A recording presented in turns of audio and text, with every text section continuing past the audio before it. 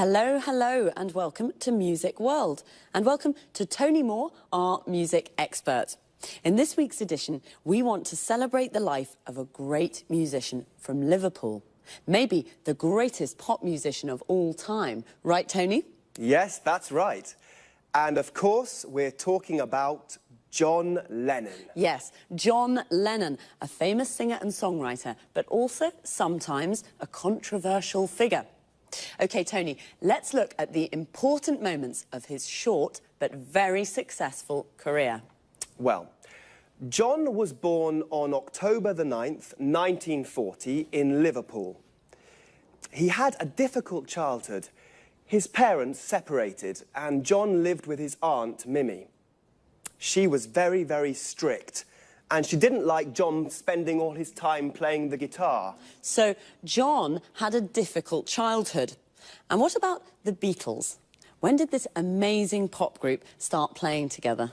In 1958, John met Paul McCartney at art school in Liverpool. This was the beginning of their musical journey together. Shortly afterwards, George Harrison joined them. At the beginning, the band was called the Quarrymen, but in 1959, they changed the name to the Beatles. Interesting. Where did the band play? Well, in Liverpool, of course, at the Cavern Club.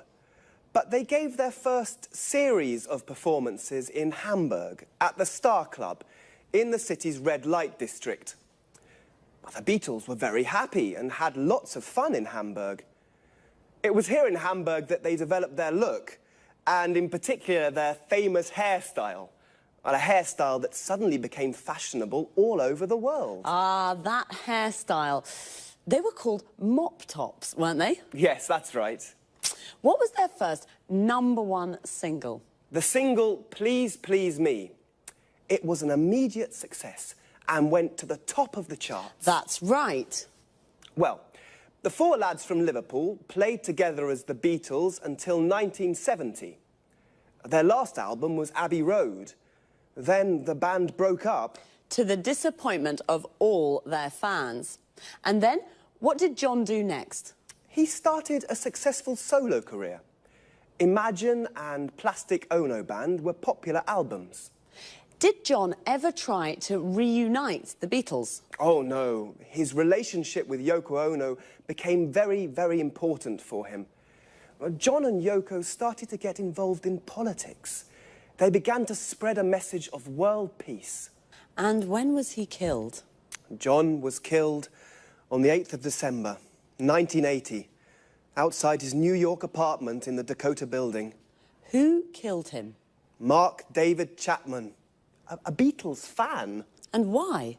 Well, he was crazy. He was mad. He said Lennon had betrayed the ideals of his generation. Yes, well, John was only 40 when he died, but he certainly isn't forgotten. No, he certainly isn't forgotten.